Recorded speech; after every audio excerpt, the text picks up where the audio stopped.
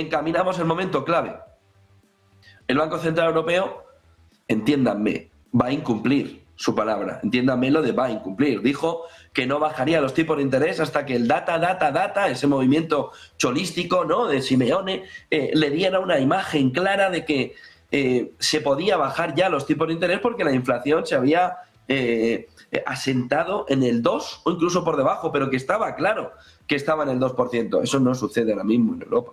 Y sin embargo, el Banco Central Europeo está ya preparando, lo han dicho la mayoría de sus miembros, para el jueves, una bajada de tipos de interés que los analistas le llaman bajada trampa. ¿Por qué? Porque se ha comprometido y lo tiene que hacer, pero el ese data dependen de Christine Lagarde, no apoya tanto el movimiento de bajada de tipos de interés si miramos la inflación.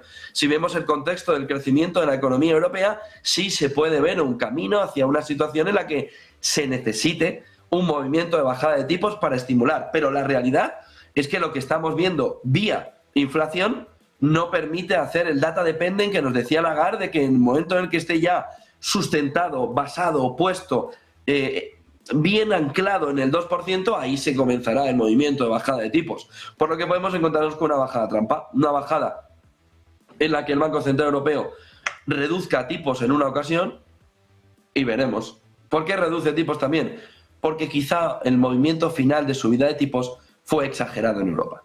Y ahí viene el que puede ser, cuando veamos a 6 meses vista, de ahora, el gran error en el movimiento de alza de tipos de interés por parte del Banco Central Europeo. Cuando veamos que un movimiento de bajada de tipos, vamos a ver qué efecto puede producir, pero sin duda estaría marcando un efecto en 2 vías.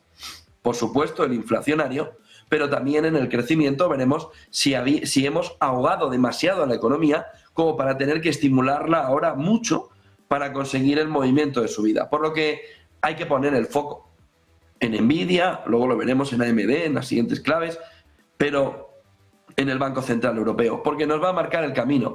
Era difícil que hubiera un decoupling, ¿no? Y parte del comportamiento del euro frente al dólar viene en que no se cree una parte del inversor que vaya a haber un decoupling de las dos economías. Todo lo contrario.